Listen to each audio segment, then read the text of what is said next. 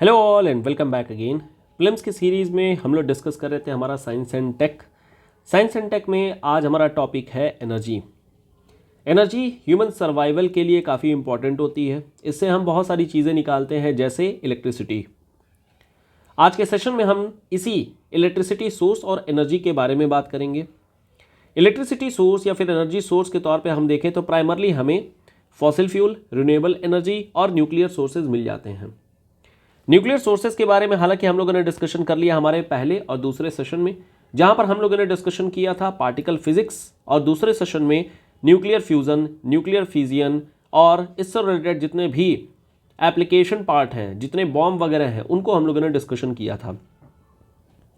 इस सेशन में हम लोग देखेंगे हमारा फॉसिल फ्यूल और रिन्यूएबल एनर्जी, रिन्यूएबल सोर्सेज के बारे में। शुरू करते हैं फटाफट, देखते हैं क्या चीज़ें हैं हमारे पास। अगर हम फॉसिल फ्यूल को देखते हैं तो फॉसिल फ्यूल एक नेचुरल सोर्स है एनर्जी का। ये नेचुरल सोर्स हमें नेचर में अवेलेबल होता है, अलग अलग फॉर्मेट में अवेलेबल होता है, जैसे सॉलिड, लिक्विड और गैस फॉर्म में। हमें इसे इसके नेचुरल स्टेट से ही एक्सट्रैक्ट करते हैं और थ्रू सम केमिकल प्रोसेसिंग हम इसे प्यूरिफाई करते हैं और फिर अपने एनर्जी या फिर अलग अलग कामों में जिस भी चीज़ की हमें ज़रूरत होती है उसमें हम लोग अपना काम ले लेते हैं, जैसे इलेक्ट्रिसिटी। वन बाय वन करके अगर डिस्कस करें, सबसे पहले हमारा आता है सॉलिड फॉर्म के बारे में।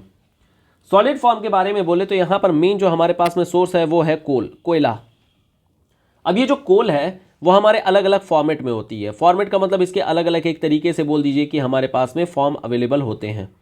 जैसे एक होती है जिसे हम लोग बोलते हैं एंथ्रासाइट, दूसरी होती है जिसे हम लोग बोलते हैं बिटुमिनस, तीसरी होती है जिसे हम लोग बोलते हैं लिग्नाइट, एंड लास्ट होती है हमारे पास में पीट। लास्ट हमारे पास होती है पीट। सबकी अपनी प्रॉपर्टीज़ हैं, सबके अपनी खास बातें होती हैं। इसमें जो बेस्ट क्वालिटी होती है वो एंथ्रासाइट की होती है, और सबसे जो पुअर क्वालिटी होती है वो पुअर हमारी पीट होती है। अब ये जो हमारी बेस्ट क्वालिटी और पुअर क्वालिटी है, ऑब्वियसली ये अलग अलग फॉर्मेट में होती है। जैसे अगर बात करें हम यहाँ पर इन केस ऑफ बर्निंग, अगर हम बर्निंग के बारे में बात करें तो बर्निंग की जो कैपेसिटी होती है सबसे हाई होती है एंथ्रासाइट में, और वही अगर हम पीट तक पहुँचते हैं तो सबसे ज़्यादा लो हो जाती है, सबसे ज़्यादा पुअर हो जाती है। अगर हम बात करें स्मोक और ऐश कंटेंट में, this is ash content and smoke के बारे में अगर बात करें तो सबसे लो होती है एंथ्रासाइट में, और वही हम लोग अगर पहुंचते हैं पीट के साइड में तो यहाँ पर सबसे हाई हो जाती है। ऑब्वियसली इसी वजह से ये पुअर क्वालिटी ऑफ कोल कहलाता है। एंथ्रासाइट में अगर देखें तो यहाँ पर हमारे पास में कार्बन कंटेंट करीब करीब 85% तक होता है, बहुत ज़्यादा कार्बन कंटेंट होता है। और वही अगर पीट में पहुँचते हैं तो कार्बन कंटेंट हमारा लेस देन 35% तक हो जाता है। वही अगर बिटुमिनस और लिग्नाइट में देखें तो इन बिटवीन रहता है, मतलब कि 35 से कुछ 40-45% तक हमें लिग्नाइट में देखने को मिलता है कार्बन कंटेंट, और वही 60% तक हमें बिटुमिनस में देखने को मिल जाती है हमारी कार्बन कंटेंट। इंडिया में अगर बात करें तो इंडिया में हमें जो कोल मिलती है वो बिटुमिनस और लिग्नाइट कैटेगरी की होती है।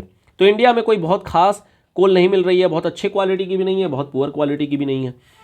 इसका कारण बहुत ही सिंपल है।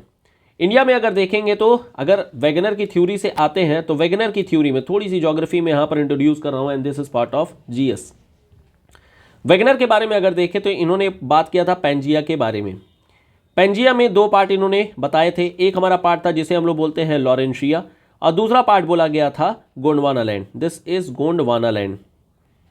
जो लॉरेंशिया पार्ट था ये नॉर्थ हेमिस्फीयर में था और ये नॉर्थवर्ड मूव कर रहा था, और वही अगर गोंडवाना के बारे में बात करें तो ये साउथ साइड में था, जो कि पोल एरिया में था। ये ट्रॉपिकल एरिया में था, और ऊपर वाला और मतलब जो गोंडवाना है वो पोलर एरिया में था, या फिर साउथ एरिया में बोल सकते हैं, सादर्न हेमिस्फीयर में था। इस कारण से जो लॉरेंशिया का एरिया है, ये लॉरेंशिया के एरिया में अच्छा खासा वेजिटेशन था, और इस वेजिटेशन के बाद ही, इसी के दबने के कारण से ही फाइनली हमें यहाँ पर फॉसिल्स देखने को मिल जाते हैं, और इसी फॉसिल से हम अपने पेट्रोल, हम अपने कोयला या हम अपने नेचुरल गैस को निकालते हैं, यानी कि अलग अलग फॉर्मेट में एनर्जी के सोर्सेज को निकालते हैं।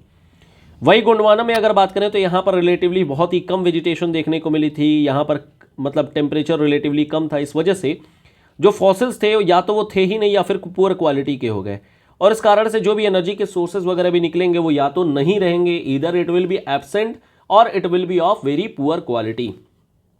इसलिए मेनली जो हमें कोल के सोर्सेज और कोल के रिसोर्सेज जो कंट्री में मिलेंगे वो हमें नॉर्मली देखने को मिलेगा वो नदर्न साइड में है, हमें ये नदर्न कॉन्टिनेंट पे ही देखने को मिलेंगे। और इंडिया जो इंडियन पेनिनसुला है वो एक्चुअल में सदर्न पार्ट में था, हालांकि ये बाद में पोलर मतलब एक वॉन्डरिंग कॉन्टिनेंटल वॉन्डरिंग के कारण से मूव करके फिर एशिया में टकरा गया था। It was part of actually Indo Austral plate. ये बात सब लोग जानते हैं, ये बात तो बेसिक्स है। तो यहाँ से एक बात आइडिया लग गया कि जो बेस्ट क्वालिटी यहाँ से निकल करके हमें अगर देखने को मिलेगी तो बेस्ट क्वालिटी जो होगी वो रहेगी हमारे एंथ्रासाइट की, और वही अगर हम लोग पुअर क्वालिटी को देखते हैं तो पुअर क्वालिटी हमें मिल जाएगी हमारी जो ये पीट की है। दिस इज पीट। यहाँ तक बातें क्लियर हो गई होंगी। एक छोटा सा पॉइंट और यहाँ पर हमें ऐड कर देना चाहिए ऐश कंटेंट के बारे में। जो ऐश होती है, कई बार इसे फ्लाई ऐश के फॉर्मेट में भी जानते हैं। फ्लाई ऐश जो हमारा बर्निंग के बाद में छोटे छोटे सूट पार्टिकल्स होते हैं, उन्हीं को हम लोग फ्लाई ऐश बोलते हैं। ये जो फ्लाई ऐश होते हैं इसमें बहुत सारे मिनरल्स तो क्या इसमें बोल सकते हैं हेवी मेटल्स होते हैं, और ये जो हेवी मेटल्स होते हैं इसमें जैसे कि यहाँ पर कंटेंट के तौर पर आर्सेनिक होती है, मर्क्यूरी होती है, दिस इज Hg हो जाती है, और लेड होता है। प्राइमरली यही होते हैं। And this is very harmful for our human lungs. बहुत ज़्यादा हार्मफुल होते हैं। This is very harmful for human. और बहुत सारे यहाँ पर डिसीजेज़ देखने को मिल जाते हैं। पल्मोनरी डिसीजेज़ यानी जो फेफड़े के लंग्स के डिसीजेज़ हैं वो हमें देखने को मिल जाते हैं। And even it can cause cancer also. Cancer भी ये बना सकता है, कैंसर भी यहाँ पर ये कैंसर कारक भी हो सकता है। जो एंथ्रासाइट है इसको हम लोग बोलते हैं hard coal. This is called hard coal. और वही अगर हम लोग पीट को बोले तो इसको हम लोग बोलते हैं सॉफ्ट कोल। ये बात ध्यान रखिएगा। इसके अलावा एक दो छोटी मोटी और बातें हैं। जब हम कोल की बर्निंग करते हैं और मान लेते हैं इनकम्प्लीट कंबस्शन हुई है, इनकम्प्लीट कंबस्शन यानी कि पूरी तरीके से ऑक्सीजन की सप्लाई इसे नहीं मिली है, तो इनकम्प्लीट कंबस्शन होने पर यहाँ पर कार्बन मोनोऑक्साइड गैस निकलती है which is very harmful again, काफ़ी हार्मफुल होती है। वही अगर कंप्लीट कंबस्शन हम करा देते हैं तो यहाँ पर अगेन हमें कई सारी गैसेस देखने को मिल जाती हैं, जैसे कार्बन डाइऑक्साइड हो गया, सल्फर डाइऑक्साइड हो गया, एटसेट्रा एटसेट्रा। तो ये हमारा CO2 और कार्बन डाइऑक्साइड का केस हो गया। एक दो और भी चीज़ें होती हैं, जैसे कोक एक होती है। कोक जब हम कोयले को जला देते हैं तो जो राख बनती है, मतलब आप बोल सकते हैं after processing of coal, processing of coal के बाद से हमें कोक मिलती है। मतलब यहाँ पर बोल सकते हैं it is a process of distillation. इस प्रोसेस को बोलते हैं डिस्टिलेशन, फ्रैक्शनल डिस्टिलेशन भी बोल देते हैं। डिस्टिलेशन प्रोसेस होती है। यानी एक बात यहाँ से समझ में आ गई कि जो कोक है this is not naturally available, not naturally available. ये हम प्रोसेस करके निकालते हैं, not naturally available. And this is good source for energy. ये बहुत अच्छी होती है, गुड सोर्स फॉर एनर्जी होती है। और ये गुड सोर्स की जो एनर्जी की कैरेक्टरिस्टिक्स हैं, इनकी जो कैरेक्टरिस्टिक्स है मोर और लेस ये कैरेक्टरिस्टिक्स एंथ्रासाइट के साथ ही मैच करती हैं। एंथ्रासाइट के साथ मैच करने का मतलब इसमें जो कार्बन कंटेंट है वो बहुत हाई होता है, मतलब मोर देन, अगर 80% बोलना चाहे तो गलत नहीं होगा, तो ये काफ़ी हाई हो जाती है। इसमें अगर हम लोग बात करें ऐश एंड स्मोक के बारे में, तो ये जो ऐश और स्मोक होती है काफ़ी कम होती है, गुड क्वालिटी होती है। तो this is good quality also. Burning capacity के बारे में अगर बात करें तो बर्निंग भी काफ़ी अच्छे तरीके से होती है, तो बर्निंग कैपेसिटी भी इसकी काफ़ी हाई होती है। तो this is good source for energy. एक और चीज़ होती है जिसको हम लोग बोलते हैं coal gas. This is coal gas. ये कोल गैस भी अगेन बर्निंग के बाद ही हमें मिलता है। यहाँ पर जो मेन गैसेस होते हैं वो होते हैं hydrogen, this is hydrogen, H2 इसको बोल सकते हैं, मीथेन होती है, और साथ साथ में कार्बन मोनोऑक्साइड निकलती है। This is carbon monoxide CH4 and carbon monoxide. तो कोल के बारे में ये जानकारी आपको रखनी है, दिस इज वेरी इंपॉर्टेंट। हर एक शब्द अपने आप में क्वेश्चन का पार्ट बन सकता है। दूसरी होती है जिसे हम लोग बोलते हैं हमारा लिक्विड फॉर्मेट। लिक्विड फॉर्मेट में अगर आए तो हमें यहाँ पर पेट्रोलियम देखने को मिलता है। This is petroleum product. जो पेट्रोलियम है नॉर्मली हमें वो या तो उन एरियाज में देखने को मिलते हैं जो कॉन्टिनेंटल शेल्फ जिसके पास मौजूद है, या फिर हमें अरेबियन पेनिनसुला में देखने को मिल जाता है। ये दो इंपॉर्टेंट एरियाज हैं। तो दिस इज कॉन्टिनेंटल शेल्फ का इलाका हर एक कॉन्टिनेंट का, और दूसरा Arabian peninsula, this is Arabian peninsula. दो इलाके में हमें देखने को मिल जाती है। जो पेट्रोल होता है वो दो फॉर्मेट में अवेलेबल होती है। एक होती है जिसे हम लोग बोलते हैं crude oil, this is crude oil, और दूसरी होती है जिसे हम लोग बोलते हैं ब्रेंट ऑयल। अगर आप न्यूज़पेपर पढ़ेंगे दोनों ही टर्म आपको देखने को मिल जाएंगे। जो क्रूड ऑयल होती है यहाँ पर सल्फर की इम्प्योरिटी होती है, सल्फर की इम्प्योरिटी होती है। और वही अगर ब्रेंट ऑयल के बारे में बात करें तो यहाँ पर सल्फर की इम्प्योरिटी नहीं होती है, तो दिस इज नॉट अवेलेबल। ये एक तरीके से कह लीजिए सल्फर की इम्प्योरिटी नहीं मिल रही है। जो यहाँ पर मेन ब्रोकर हैं या फिर जो कंपनीज हैं who are selling petroleum products वो दो तरीके के पेट्रोल को सेल करती हैं, एक तो क्रूड ऑयल को सेल करती हैं, दूसरा ब्रेंट ऑयल होती है। ऑब्वियसली ब्रेंट ऑयल थोड़ा महंगा मिलेगा, लेकिन हमारे इंडिया में प्रोसेसिंग के लिए अच्छे खासे रिफाइनरीज हैं, तो हमें बहुत ज़्यादा दिक्कत नहीं पड़ती है, इसलिए हम लोग परचेज करते हैं क्रूड ऑयल। और नॉर्मली आप न्यूज़पेपर में क्रूड ऑयल का ही रेट देखने को मिलेगा कि इतने रुपए पर, इतने डॉलर पर बैरल रेट चल रहा है। लेकिन ये जो क्रूड ऑयल होती है, केवल उसमें सल्फर की इंप्योरिटी नहीं होती, इसमें बहुत तरीके की इंप्योरिटीज होती है that we need to process. हमें इस पर प्रोसेसिंग करने की ज़रूरत पड़ती है। अगर हम इसके प्रोसेसिंग के बारे में बात करें, कहाँ पर लिखूँ मैं, नीचे लिख देता हूँ। चलिए, ये हमारे पास में मान लेते हैं कि पेट्रोलियम प्रोडक्ट मिला पड़ा है और इस पेट्रोलियम प्रोडक्ट को हमने मान लेते हैं कि क्रूड ऑयल के फॉर्मेट में इंपोर्ट किया है। क्रूड ऑयल हमने क्या करना है, इसकी प्रोसेसिंग, इसकी रिफाइनिंग करनी है। तो इसकी हमने रिफाइनिंग करनी है और या फिर प्रोसेसिंग करनी है। इसके लिए हमारे कंट्री में कई सारी रिफाइनरीज अवेलेबल हैं। एक लिस्ट आप लोगों को रिफाइनरी की प्रोवाइड कर दी जाएगी, टेलीग्राम चैनल पर डाउनलोड कर सकते हैं। रिफाइनरी को अगर हम केमिकल टर्म में बात करें, चूंकि हम लोग साइंस बात कर रहे हैं, तो केमिकल टर्म में अगर बात करें तो इसको बोलते हैं fractional distillation. This is fractional distillation. Fractional distillation के बाद हमें कई तरीके के प्रोडक्ट मिल जाते हैं। इन कई तरीके के प्रोडक्ट में जैसे एक प्रोडक्ट तो आपका मिल जाएगा, जैसे पेट्रोल होता है, जैसे इस पेट्रोल, गैसोलीन भी बोल सकते हैं इसको, गैसोलीन। दूसरी डीजल। तीसरी हमें मिल जाती है गैसेस के फॉर्मेट में, दीज आर गैसेस। और जो गैसेस होती हैं, जैसे इसमें प्रोपेन गैस होती है, हाइड्रोकार्बन है बेसिकली, और दूसरी होती है ब्यूटेन गैस। इसमें जो मेन ब्यूटेन गैस होती है, उस ब्यूटेन गैस के बेसिस पर हम लोग एलपीजी बना लेते हैं। एलपीजी का पूरा नाम क्या हुआ? This is liquid petroleum gas.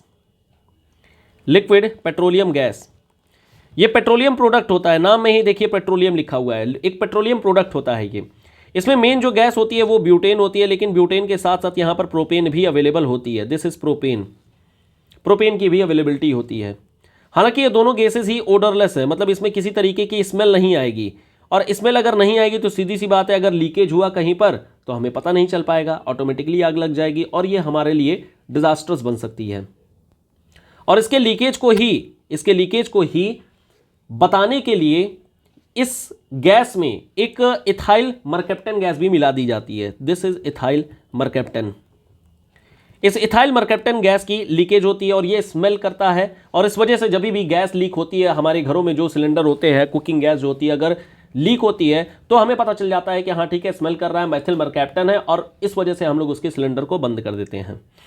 इस एलपीजी के बारे में ही अगर बात करें, इस एलपीजी को अगर देखें, this is liquid petroleum gas, नाम से ही यहां पर बता रहा है कि ये लिक्विड फॉर्मेट में है। इसे हम हाई प्रेशर पर जो गैस है उसको लिक्विड में कन्वर्ट कर लेते हैं, चूंकि ये गैस है propane and butane, on a high pressure, और कूल करके हम इसे और हाई प्रेशर पर, दिस इज हाई प्रेशर, हम इसे लिक्विड में कन्वर्ट कर लेते हैं, और लिक्विड में कन्वर्ट करने के बाद में हम इसे सिलेंडर में भर लेते हैं। आपने लोगों ने देखा होगा घर पर इस तरीके का सिलेंडर होता है, और यहाँ पर हम लोग उसको फिल कर लेते हैं।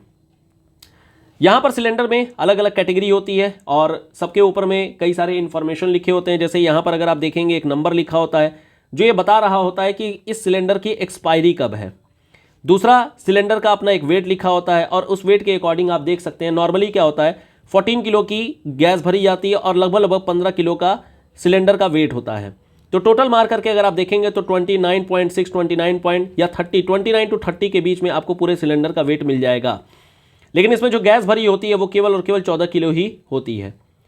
हम लोग इसको दो पार्ट में डिवाइड कर सकते हैं। एक होता है जिसे हम लोग बोलते हैं कॉमर्शियल गैसेस, कॉमर्शियल गैस होती है, इसकी जो कैपेसिटी होती है वो काफ़ी ज़्यादा होती है, और एक होती है जो डोमेस्टिक होती है, डोमेस्टिक। इसके आगे की जो डिटेल है वो हम लोग किसी और सेशन में बात करेंगे। फिलहाल हम लोग आते हैं अपने वापस से एनर्जी सोर्सेज को लेकर के। एलपीजी के बारे में हम लोगों ने डिस्कस कर लिया। एक तो हम लोगों ने देखा पेट्रोल मिलता है, गैसोलीन मिलती है, डीजल मिलता है, गैसेस मिलते हैं जिसे हम लिक्विड पेट्रोलियम गैस के फॉर्मेट में यूज़ कर लेते हैं। एक और यहाँ पर चीज़ मिलती है जिसको बोलते हैं हम लोग natural asphalt. This is natural asphalt. ये जो नेचुरल एसफॉल्ट है, पहले इसका इस्तेमाल किया जाता था रोड कंस्ट्रक्शन में, लेकिन खैर आजकल अब हम लोग रोड कंस्ट्रक्शन में एसफॉल्ट का इस्तेमाल नहीं करते हैं, अब हम लोग बिटुमिन वगैरह का इस्तेमाल कर लेते हैं। Now we have different technologies, we have adopted European technology in the road construction. तो ये जो चीज़ें होती हैं वो हमें नॉर्मली लिक्विड फ्यूल से मिल जाती हैं, पेट्रोलियम प्रोडक्ट से मिल जाती हैं। इसके बारे में क्लियर हो गई होगी बातें क्या क्या है। नेक्स्ट हमारे पास जो चीज़ होती है वो होती है हमारी गैसियस फॉर्मेट में। अगर हम गैसियस फॉर्मेट के बारे में क्या क्या सोर्सेज अवेलेबल हैं उसके बारे में बात करें तो मेनली आ जाती है हमारे पास में नेचुरल गैस, मेनली हमारे पास मिल जाती है नेचुरल गैस। अब ये तीनों ही चीज़ें अगर हम लोग देखें, जैसे कोल के साथ में भी नेचुरल गैस अवेलेबल होता है, पेट्रोलियम के जहाँ रिसोर्स होते हैं वहाँ पर भी नेचुरल गैस अवेलेबल होता है, और नेचुरल गैस तो अपने आप में अवेलेबल होता ही होता है। तो नेचुरल गैस को अगर देखें तो इट कैन कंबाइंड विथ, ये हमारा गैस सॉलिड कोल के साथ में भी कई बार हमें मिल जाता है, और साथ में ये लिक्विड पेट्रोलियम के साथ में भी मिल जाता है। तो जब भी हम एक्सट्रैक्शन करने जाते हैं पेट्रोलियम का, तो हमें सरफेस पर एक आइडिया होता है कि there will be some amount of natural gas that we can extract from the petroleum reservoir, जो भी रिजर्वायर है वहां से हम लोग निकाल सकते हैं। सिमिलरली इसी तरीके से जो कोल भी होती है वहां से भी हम इसी तरीके से निकाल सकते हैं। अगर इस नेचुरल गैस के थोड़ी सी डिटेल्स के बारे में अगर बात किया जाए तो यहां पर हम लोग लिख लेते हैं natural gas, this is natural gas. थोड़ी सी इसके डिटेल के बारे में अगर बात किया जाए तो जो नेचुरल गैस होती है वो हमें methane, ethane, propane and butane इस फॉर्मेट में मिलती है। ये सभी अगर आप देखेंगे तो इन सभी को हम लोग एक कंबाइंड फॉर्मेट में हाइड्रोकार्बन बोलते हैं। These are called as hydrocarbons, this is hydrocarbon. सबके अलग अलग फॉर्मेट है, एक में सिंगल कार्बन मॉलिक्यूल है, फिर डबल है, फिर ट्रिपल है, फिर फोर्थ है। इस तरीके से हमारा सिंगल बॉन्ड के सारे ये मॉलिक्यूल हमें देखने को मिल जा रहे हैं। जहां पर भी नेचुरल गैस होती है उसमें कुछ अमाउंट में हीलियम गैस भी अवेलेबल होती है। हीलियम गैस भी यहां पर साथ में पाई जाती है, जो कि अपने आप में एक इनर्ट गैस है। This is inert gas. Inert gas वो होती है जो रिएक्टिव नहीं होती है, वो इंडिपेंडेंटली प्रेजेंट होती है। तो ये इनर्ट गैस भी अवेलेबल होती है। बस ये बात ध्यान रखिएगा, हीलियम का भी हम लोग कई जगहों पर इस्तेमाल कर लेते हैं। ये जो नेचुरल गैस होती है ये काफ़ी अच्छी और काफ़ी ज़्यादा इसकी कैलोरीफिक वैल्यू होती है। अब जरा बात कर लेते हैं कैलोरीफिक वैल्यू, क्या नया टर्म आ गया है। इसकी काफ़ी ज़्यादा हाई कैलोरीफिक वैल्यू होती है। This is calorific value. Calorific value क्या चीज़ होती है? कैलोरीफिक वैल्यू का मतलब होता है कि कोई भी एनर्जी का जो सोर्स है वो कितना ज़्यादा इफेक्टिव है, कितना ज़्यादा इफेक्टिव है, मतलब कितना ज़्यादा बर्निंग कैपेसिटी इसके अंदर में है। तो जितनी ज़्यादा कैलोरीफिक वैल्यू रहेगी उतना ही ज़्यादा उसकी बर्निंग कैपेसिटी रहेगी, यानी एनर्जी प्रोड्यूस करने की क्षमता उतनी ही उसकी ज़्यादा रहेगी। जैसे अगर बात करें सबसे अच्छी जो होती है वो होती है हाइड्रोजन की। हाइड्रोजन जो है हमारा बेस्ट एनर्जी सोर्स अभी आज की डेट में मौजूद है। इसी तरीके से सेकंड नंबर पे आप बोल सकते हैं जैसे सीएनजी हो गया, या फिर आप इसी को बोल सकते हैं जो हमारा नेचुरल गैस वगैरह हो गया, या हमारा सेकंड सोर्स के तौर पर हो जाता है। फिर आप बोल सकते हैं जो हमारा पेट्रोलियम प्रोडक्ट है, पेट्रोलियम हो गया या गैसोलीन हो गई, दिस इज गैसोलीन हो गया। फिर उसके बाद से हमारी कोल आ जाती है, और कोल के बाद में वही आप अपना वुड वगैरह, लकड़ी वगैरह ले सकते हैं, जिसकी जो कैलोरीफिक वैल्यू होती है काफ़ी पुअर होती है। तो अगर हम लोग यहाँ पर देखें तो एक बात यहाँ से समझ में आ रही होगी, ये क्या हो गया, 1 सेकेंड, हाँ, तो यहां से एक बात ये समझ में आ रही होगी कि हम लोग जो हाइड्रोजन है उसका इस्तेमाल करेंगे उन जगहों पर जहां सबसे ज़्यादा एनर्जी की ज़रूरत होती है। और सबसे ज़्यादा एनर्जी की ज़रूरत कहां पर होती है? हमारा डोमेस्टिक यूज़ नहीं होता है, हमारा ये नॉर्मली एक्सपेरिमेंटल यूज़ होता है। जैसे अगर मान लेते हैं किसी मिसाइल को लॉन्च करना है या किसी सैटेलाइट को लॉन्च करना है, तो यहाँ पर नॉर्मली हम लोग हाइड्रोजन फ्यूल का इस्तेमाल करते हैं, क्योंकि ये काफ़ी अच्छी एनर्जी वैल्यू, काफ़ी अच्छी कैलोरीफिक वैल्यू प्रोवाइड कर देता है। और बाकी की जो चीज़ें होती हैं वो जैसे ये है, मान लेते हैं व्हीकल चलाने में काफ़ी अच्छा यूज़ हो जाता है। फिर इसके बाद पेट्रोलियम और गैसोलीन जो होती है ये हमारा कई तरीके से डोमेस्टिक और पर्सनल यूज़ भी दे देता है, और इसके आगे की चीज़ें तो आप लोगों को पता ही हैं। यहाँ जो मेन क्वेश्चन आपको बनेगा वो main question related with calorific value he main बनेगा, तो ध्यान रखिएगा what is the meaning of this calorific value. वापस से आते हैं नेचुरल गैस पर। नेचुरल गैस के बारे में अगर बात करें तो हम लोगों ने देखा कि ये नेचुरल गैस जो होती है अलग अलग फॉर्मेट में अवेलेबल होती है, like methane, ethane, propane and butane, and these are find, ये सभी चीज़ें पाई जाती हैं ये हमारी हीलियम गैस के ही साथ साथ में। कई फॉर्मेट में चीज़ें होती हैं। ये नेचुरल गैस जो होती है वह अलग अलग तरीके से हमें अवेलेबल होती है, या फिर हम इसे कन्वर्ट करते हैं। जैसे एक होती है जिसको हम लोग बोलते हैं सीएनजी। सीएनजी का मतलब होता है compressed natural gas. This is compressed natural gas. Compress करके बनाया जाता है, काफ़ी अच्छी होती है, और इसमें जो मेन कंटेंट होती है वो मीथेन होती है। ध्यान रखिएगा मेन कंटेंट है, इसके साथ साथ में यहाँ पर इथेन भी पाई जाती है, प्रोपेन भी पाई जाती है और ब्यूटेन भी पाई जाती है, but the main constituent part is methane. Exam में अगर आपसे क्वेश्चन पूछा जाएगा, लिखा रहेगा मीथेन ओनली, गलत हो जाएगा, लिखा रहेगा मीथेन मेनली, तो सही हो जाएगा। यह हमारा हो गया सीएनजी के फॉर्मेट में। सीएनजी काफ़ी इफेक्टिव, क्योंकि इसकी जो कैलोरीफिक वैल्यू है वो काफ़ी अच्छी है, तो इस वजह से काफ़ी अच्छा फ्यूल होता है, इफेक्टिव फ्यूल होता है। स्मोक नहीं के बराबर होता है, स्मोक लेस होती है। तो यहाँ से हमें ये भी पता चल गया कि दिस इज इन्वायरमेंट फ्रेंडली, ये इन्वायरमेंट फ्रेंडली भी रहेगा। और इसी वजह से नॉर्मली अगर आप देखेंगे तो सीएनजी के व्हीकल्स चलते हैं, जितने पब्लिक ट्रांसपोर्ट होते हैं, we are trying to make everything in CNG based. सभी को हम सीएनजी बेस्ड करने की कोशिश कर रहे हैं। जब तक इलेक्ट्रिक नहीं हो जा रहा है, ईवी नहीं हो जा रहा है, we can make at least the CNG part. अच्छा, एक क्वेश्चन ये उठ सकता है कि सीएनजी से हम ईवी में क्यों लेकर के आ रहे हैं। उसका सीधा कारण है कि हम सीएनजी बाहर से इंपोर्ट करते हैं, हमारे पास सफिशियंसी नहीं है। और अगर इलेक्ट्रिक व्हीकल के बारे में बात करेंगे, we can develop our own battery system, हम अपने ओन बैटरी सिस्टम को डेवलप कर सकते हैं और फिर उसको ईवी के फॉर्मेट में चार्ज करके फिर हम अपने पब्लिक ट्रांसपोर्ट को सेल्फ सस्टेनेबल बना सकते हैं। तो ये हमारे पास हो जाती है, जिसको हम लोग बोलते हैं सीएनजी। दूसरी होती है जिसको हम लोग बोलते हैं PNG, this is piped natural gas. जब भी किसी नेचुरल गैस को हमें एक स्थान से दूसरे स्थान पर पहुंचाना होता है, पाइपलाइन वगैरह बिछाई जाती है, तो उसी को हम पाइप्ड नेचुरल गैस बोलते हैं। जैसे अभी रिसेंट में एक स्कीम चलाई गई है बनारस के आसपास के एरिया को लेकर के, ऊर्जा गंगा स्कीम। ये जो ऊर्जा गंगा स्कीम है, बेसिकली वो नेचुरल गैस को ही पाइप्ड सप्लाई दी जाती है। इनफैक्ट आप लोगों ने देखा होगा कि घरों वगैरह में जो होता है, जो नेचुरल गैस है उसको प्रोवाइड कराने के लिए पाइप लगे होते हैं, लिखा रहेगा पीएनजी, या उसकी जगह पर लिखा जा सकता है एलएनजी।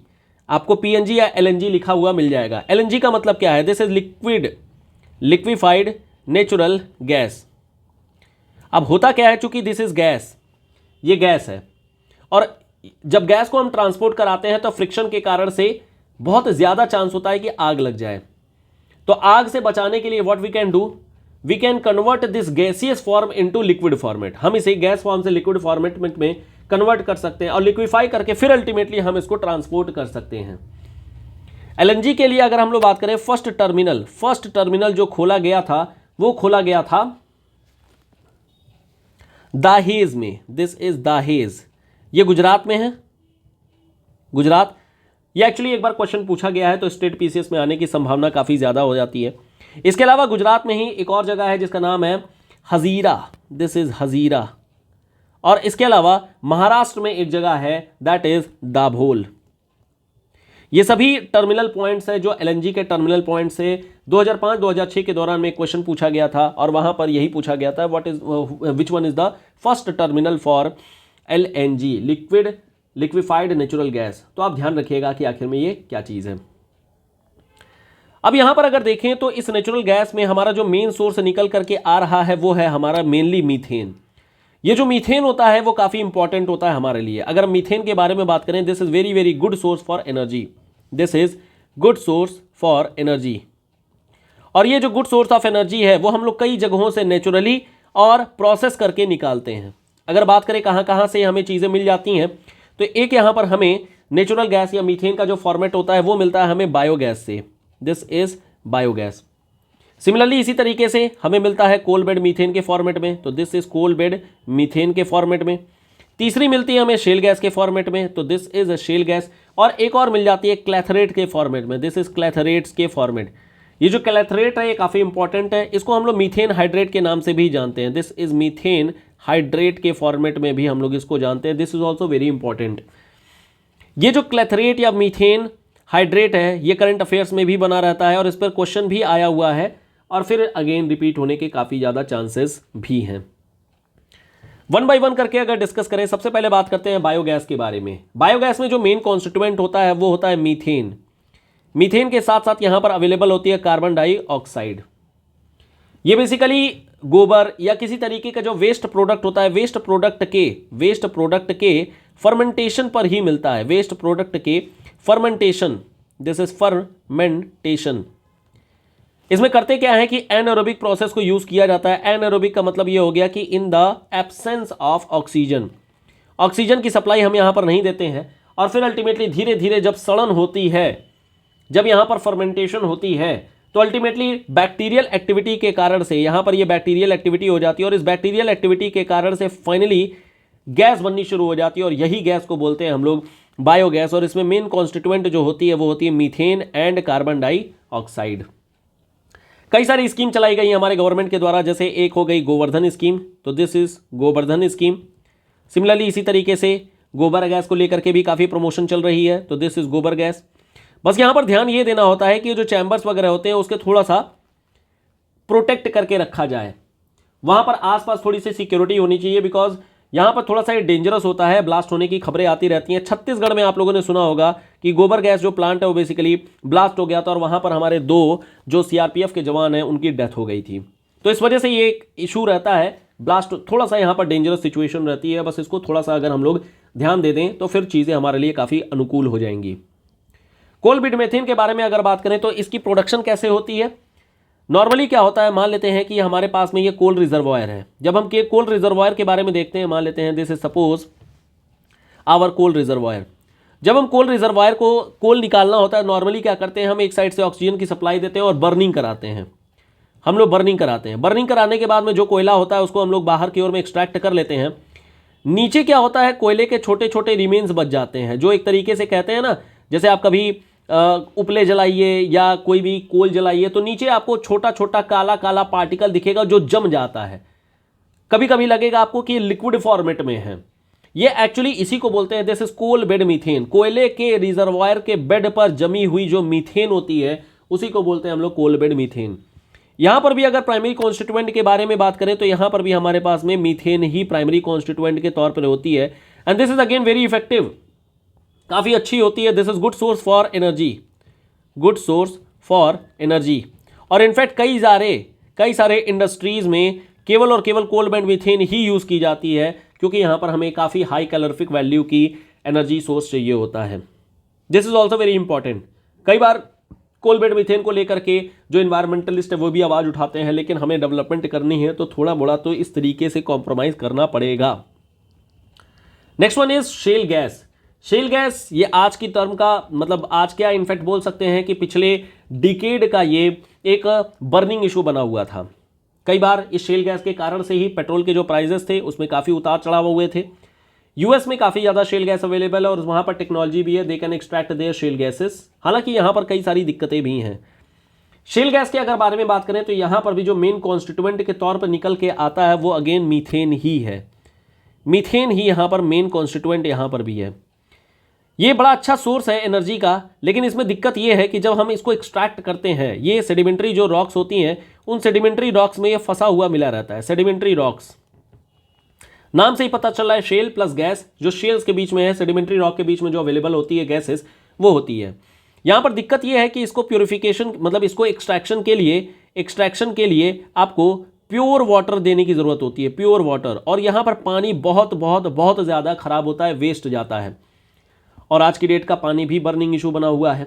तो हम लोग क्या कर रहे हैं कि शेल गैस को अभी फिलहाल के लिए होल्ड पे रखे हुए हैं और कुछ दूसरे रिन्यूएबल सोर्सेज की ओर में हम लोग खोजने की ओर में बढ़ गए हैं। अगर हम लोग देखें शेल गैस, तो इंडिया में शेल गैस के लिए आज से नहीं बल्कि 2010-2011 से ही इस पर चर्चा होनी शुरू हो गई थी। We have launch several programmes to learn the techniques of extraction of shale gas. Shale gas को निकालने के लिए कई सारी चीज़ों को हम लोग लगातार देख रहे हैं। अगर हम शेल गैस की अवेलेबिलिटी को देखें कि कहाँ कहाँ पर हमें ये मिल जाती है, तो शेल गैस के लिए क्विकली अगर मैं यहाँ पर एक डायग्राम बनाऊँ तो this is suppose our part south part of India. हमें यहाँ पर 6 एरियाज में हमारी शेल गैस देखने को मिल जाती है। एक एरिया हमें देखने को मिल जाता है जो गंगा यमुना का मैदान है, this is Ganga Yamuna plain. दूसरा हमें देखने को मिल जाता है ये कैम्बे बेसिन हमारा, दिस इज कैम्बे बेसिन। तीसरा हमें मिल जाता है हमारा ये KG basin, this is our KG basin. फिर हमें मिल जाता है नीचे कावेरी बेसिन, यहाँ पर भी हमें मिल जाती है। सिमिलरली इसी तरीके से हमारा गोंडवाना का एरिया, तो दिस इज गोंडवाना का एरिया मिल जाता है। साथ में हमें मिल जाता है जो हमारा अराकान योमा का मैदान है, दिस इज अराकान योमा, ये जो नॉर्थ ईस्ट का पार्ट है यहाँ पर भी हमें मिल जाती है। तो अगर आप देखेंगे तो there are 6 areas and these 6 areas are highly having high potential for shale gases. बस हमारे पास क्या अभी टेक्नोलॉजी नहीं है, इस वजह से वी आर नॉट एक्सट्रैक्टिंग, और हम लोग अभी फिलहाल रिन्यूएबल एनर्जी की ओर में ज़्यादा फोकस कर रहे हैं, उधर की साइड देख रहे हैं। नेक्स्ट वन के बारे में बात करें तो हमारे पास आती है क्लैथरेट्स। क्लैथरेट्स का मतलब ये होता है कि एक मीथेन का मॉलिक्यूल जो कि चारों ओर से या तो वाटर के मॉलिक्यूल से घिरा हुआ है, दबा हुआ है, या फिर आइस से दबा हुआ है। मतलब इसके चारों ओर अगर हम लोग देखें तो या तो यहाँ पर मीथेन के चारों ओर में आइस लगी हुई है या फिर वाटर लगी हुई है। तो एक बात तो यहाँ से समझ में आ गई ये जो क्लैथरेट्स हैं ये पोलर एरिया में ही प्राइमरली देखने को मिलेंगे, और बात सही भी है, गेस आपका सही है, ये पोलर एरिया में ही मेनली देखने को मिलते हैं। और जो क्लैथरेट्स हैं ये सबसे ज़्यादा एंटार्कटिका में अनुमान लगाया जा रहा है कि वहाँ पर होंगे।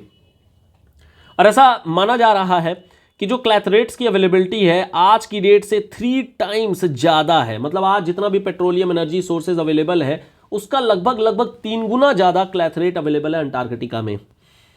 इनफैक्ट इंडिया के लिए बड़ा अच्छा मोमेंट इसलिए हो गया क्योंकि इंडिया की जो गल्फ ऑफ मन्नार है, this is gulf of Mannar, यहाँ पर भी हमारे पास में बहुत सारे क्लैथरेट्स अवेलेबल हैं। यहाँ पर भी बहुत सारा क्लैथरेट अवेलेबल है गल्फ ऑफ मन्नार में। बस हमें निकालने की देर है, एक्सट्रैक्ट करने की देर है, और हमारा एनर्जी सफिशिएंसी हमारा आ जाएगा। टेक्नोलॉजी की बात है, एक बार हमारे पास टेक्नोलॉजी आ जाएगी तो फिर अल्टीमेटली हम लोग जो है इसको भी निकाल सकते हैं। इसीलिए आजकल हम लोग बहुत ज़्यादा स्किल इंडिया पर ध्यान दे रहे हैं कि आप स्किल्ड होइए, नई चीज़ों को लेकर के आइए, इनोवेशंस लाइए, न्यू डिस्कवरीज करिए, and start extracting the unexplored part of India, unexplored resources of India. आगे अगर बढ़ें तो ये हमारे पास में मेन जो हो जाती है वो हमारी फॉसिल फ्यूल से रिलेटेड डिस्कशन हो जाती है। सभी चीज़ें हमारे लिए इंपॉर्टेंट थी, सारा क्वेश्चन के फॉर्मेट में हम लोग आगे देख भी लेंगे। यहां तक सारी बातें सबको क्लियर है। नेक्स्ट जो हमारा सोर्स, एनर्जी सोर्स आती है वो रिन्यूएबल एनर्जी की आती है। रिन्यूएबल एनर्जी का मतलब ये हो गया, एक बार जरा सा हम लोग एनर्जी का डायग्राम भी देख ही लेते हैं। एनर्जी के डायग्राम को अगर हम लोग देखें तो एनर्जी का डायग्राम हम लोग 2 तरीके से देख सकते हैं क्लासिफाई करने का तरीका। एक जो क्लासिफिकेशन का तरीका होता है उसको हम लोग बोलते हैं conventional and non conventional sources के फॉर्मेट में। ये हमारा हो गया कन्वेंशनल सोर्स, और दूसरा होता है जिसे हम लोग बोलते हैं नॉन कन्वेंशनल सोर्स। कन्वेंशनल का मतलब ये होता है जहां पर ट्रेडिशनल तरीके से चीज़ें चलती हैं। तो ये हो गया जो ट्रेडिशनल चीज़ें, जो ट्रेडिशनल तरीके से चीज़ें चली हैं। अब इन ट्रेडिशनल में जैसे एग्जांपल के तौर पर फॉसिल फ्यूल हो गया, जो फॉसिल फ्यूल बेस्ड हो गया, या फिर वुड के थ्रू हो गया, जो लकड़ी को जला करके हम लोग एनर्जी प्रोड्यूस करते थे, मेनली हो जाती है हमारी ये कन्वेंशनल सोर्सेज। जब हम नॉन कन्वेंशनल में आते हैं तो यहाँ पर आ जाती है हमारी नॉन ट्रेडिशनल, मतलब जिसके बारे में हम लोगों को जानकारी नहीं थी, अभी नया नया आया है। एग्जाम्पल के तौर पर जैसे हो गया आपका न्यूक्लियर एनर्जी। न्यूक्लियर एनर्जी एक नॉन कन्वेंशनल सोर्स बन गया। सिमिलरली इसी तरीके से हमारे पास में सोलर हो गया, विंड हो गया, हाइडल पावर प्रोजेक्ट वगैरह हो गए, बायोमास हो गया, जियोथर्मल एनर्जी हो गई, तो एटसेट्रा। ये सब जो सोर्सेज हमारे होते हैं इनको हम लोग बोलते हैं नॉन कन्वेंशनल, क्योंकि पुराने ज़माने में इसके पर कोई चर्चा नहीं थी, पुराने ज़माने पर इस पर कोई बातें नहीं होती थी, ये हम लोगों ने नया नया खोजा है। दूसरी जो क्लासिफिकेशन हो सकती है वो हो सकती है रिन्यूएबल एंड नॉन रिन्यूएबल को लेकर के। तो this is renewable sources and non renewable sources. Non renewable sources, renewable source के बारे में अगर बात करें, रिन्यूएबल का मतलब यह होता है कि जो कभी खत्म नहीं होगा। This will not exhaust, want exhaust. Want exhaust का मतलब यह हो गया हमारे पास में कई सारे सोर्सेज रहेंगे जिसको हम बार बार उसको साइक्लिक प्रोसेसिंग करा करके अल्टीमेटली फिर से उसको हम रिकन्वर्ट कर सकते हैं। जैसे क्या हवा चलना बंद हो जाएगी? कभी नहीं। तो wind energy can be regenerated again and again. Similarly क्या सोलर कभी बंद हो जाएगा? नहीं, सोलर को भी हम लोग बार बार कन्वर्ट कर सकेंगे। बायोमास अगेन बार बार हम कन्वर्ट करते रहेंगे, बार बार प्रोसेस करते रहेंगे। लेकिन नॉन रिन्यूएबल में अगर बात करें तो ये एग्जॉस्टेबल है, ये एग्जॉस्ट हो जाएगी आगे जा करके। जैसे फॉसिल फ्यूल के बारे में अगर बात करें ये एग्जॉस्ट हो जाएगी, न्यूक्लियर के बारे में अगर बात करें तो एग्जॉस्ट हो जाएगी। तो ये जो एनर्जीज होती हैं they are called non renewable energy sources. अब जैसे अगर यहाँ पर मैं अगर पूछूं मैं कि क्या न्यूक्लियर किस तरीके का है, तो न्यूक्लियर के बारे में आप बोलेंगे न्यूक्लियर एक non conventional, this is non conventional non renewable sources है। This is non renewable source बन गया। वही अगर हम लोग बात करें वाटर के लिए तो वाटर या फिर जो हमारा ये विंड हो गया, सॉरी यहाँ पर वाटर की जगह पर मुझे विंड लिख देना चाहिए। विंड बन गया आपका non conventional, but this is non conventional but renewable source. This is renewable source. तो यहां से बातें समझ में आ गई होंगी कि हमारा रिन्यूएबल और नॉन कन्वेंशनल में क्या अंतर होता है, क्या चीजें होती हैं। जरा हम लोग बात करते हैं आखिर में ये जो रिन्यूएबल सोर्स है इसके बारे में कि what is the meaning of these renewable sources and what are these renewable sources actually. Renewable sources को हम लोग कई सारे पार्ट में डिवाइड कर सकते हैं, कई सारी बातों को यहां पर देख सकते हैं। जैसे सबसे इंपॉर्टेंट यहां पर आती है solar energy. Solar energy this is very important, और इस पर लगातार करंट अफेयर्स में चीज़ें भी बनते रह रही हैं। हमारे इंडिया तो छोड़िए, इंटरनेशनली बहुत सारे यहाँ पर एग्रीमेंट्स हो रहे हैं, बहुत सारे प्रोग्राम्स बनाए जा रहे हैं, कई तरीके के मैकेनिज्म लेकर के आए जा रहे हैं, जैसे सोलर ग्रिड। सोलर एनर्जी के अलावा हमारे पास एक और चीज़ यहाँ पर बन सकती है, दैट इज फ्यूल सेल के बारे में। फ्यूल सेल, फ्यूल सेल का ही एक और पार्ट बन सकता है माइक्रोबियल फ्यूल सेल को लेकर के, this is microbial fuel cell. तीसरा पार्ट आपका बन सकता है इसी तरीके से बायोमास को लेकर के, बायोमास गैसिफिकेशन इसको बोलते हैं, बायोमास से रिलेटेड जो भी चीज़ें आ जाएंगी। और चौथा पार्ट आपका बन जाएगा बायोफ्यूल को लेकर के। वन बाय वन करके अगर इन सभी को डिस्कस करें, सबसे पहले बात करते हैं जरा सोलर के बारे में, जो कि अपने आप में काफ़ी इंपॉर्टेंट है और काफ़ी ज़्यादा चांसेस होते हैं कि इस पर क्वेश्चन आपसे प्रीलिम्स में पूछ लिया जाएगा। बहुत ज़्यादा चांस है इस पर क्वेश्चन पूछे जाने के, इसलिए जितना ज़्यादा इसको आप पढ़ सकें, जो भी चीज़ें करंट अफेयर्स में आपको सोलर से रिलेटेड मिल रही हों, आप उसको देखते रहिएगा। And in fact we will discuss them one by one करके डिस्कस भी करते रहेंगे। तो सोलर एनर्जी काफ़ी इंपॉर्टेंट होती है क्योंकि ये कोई पॉल्यूशन नहीं करती है, किसी तरीके का यहाँ पर पॉल्यूशन नहीं होता है। थोड़ा मोड़ा बोल सकते हैं कि नॉइज़ वगैरह हो जाती है, लेकिन कोई खास पॉल्यूशन यहाँ पर नहीं होता है।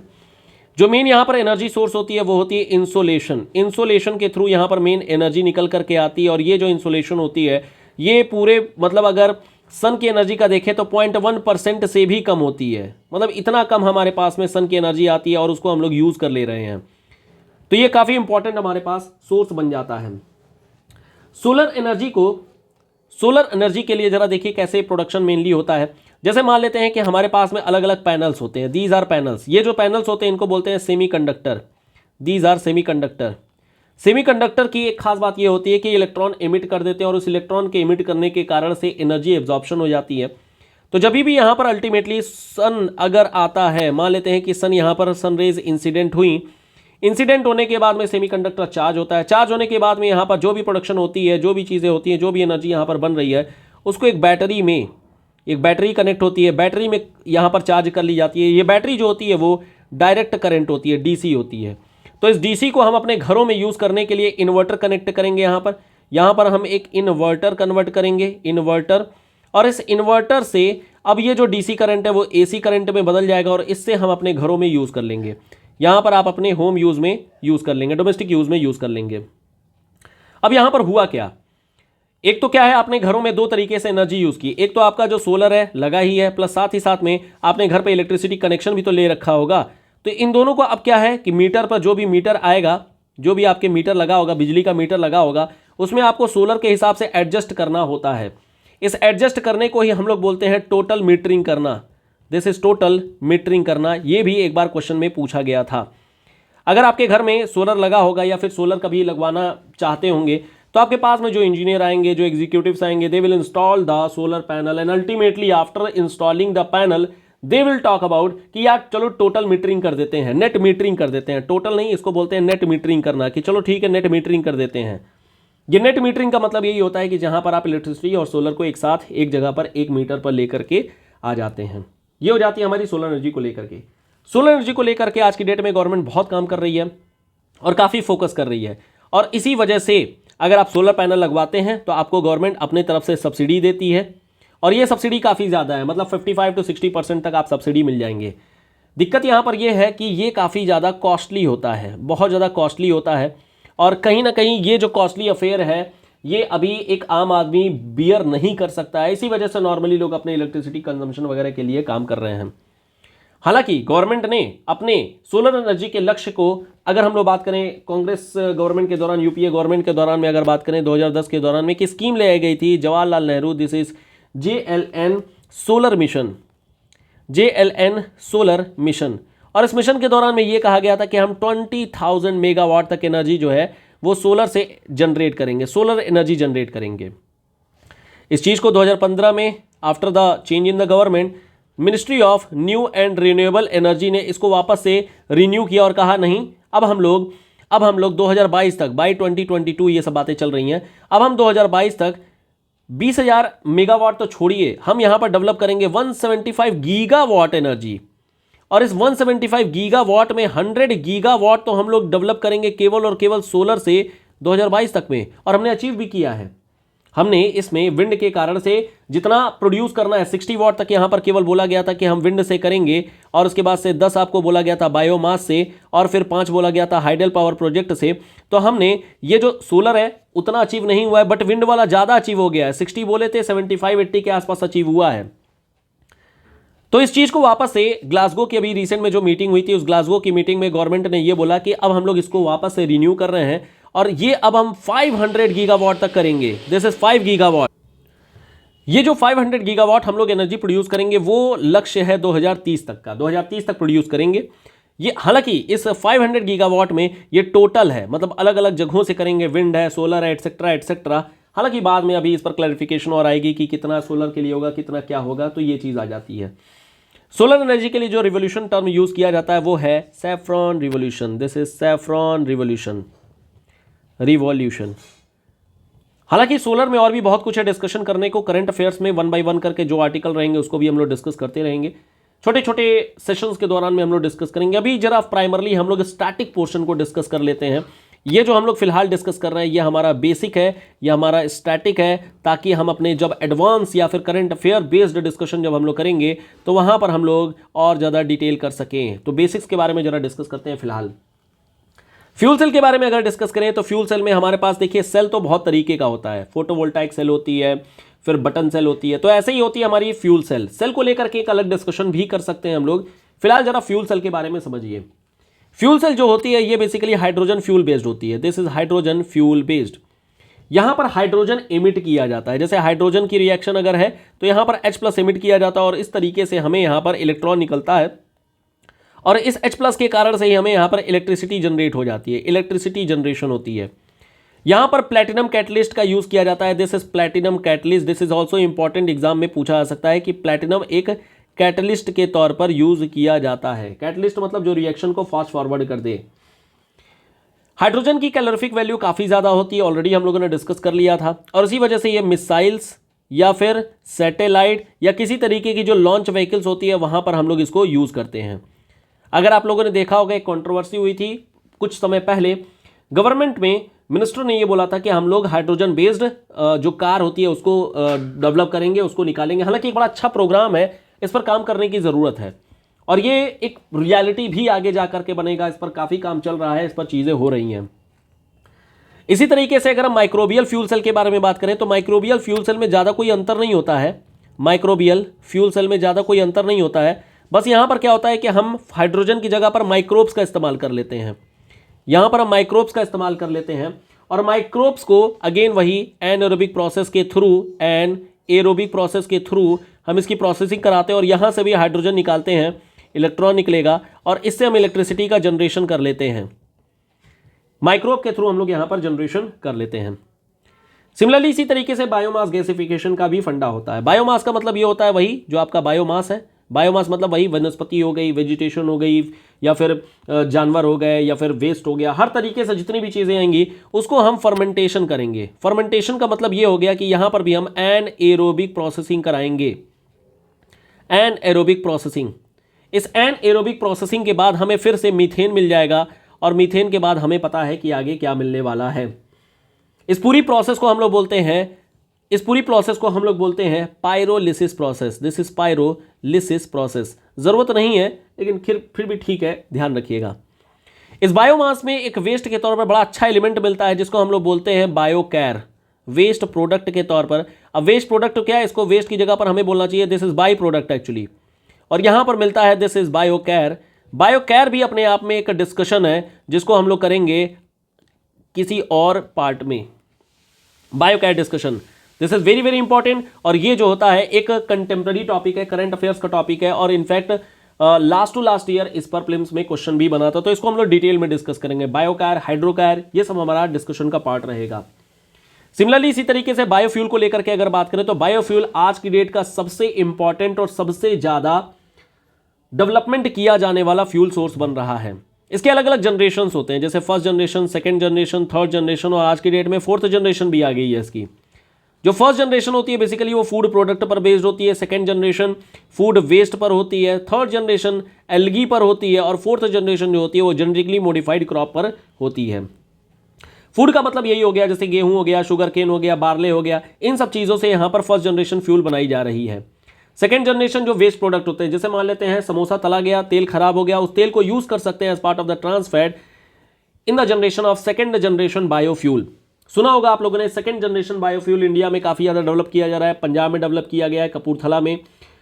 इसकी हम लोग ब्लेंडिंग कर रहे हैं, पेट्रोल के साथ में हम लोग इथेनॉल की ब्लेंडिंग कर रहे हैं, और ये हमारा बायोफ्यूल पॉलिसी में भी बना हुआ है। बायोफ्यूल पॉलिसी में ये बायोफ्यूल पॉलिसी और जो ब्लेंडिंग वगैरह है, ये सब भी हम लोग करेंगे किसी और क्लास में discussion. Again this is part of discussion, तो ये हमारा एडवांस पार्ट में रहेगा, तो हम लोग आगे डिस्कशन भी कर लेंगे। फिलहाल स्टैटिक पोर्शन और स्पेसिफिक्स, जरा बेसिक्स को देखते हैं।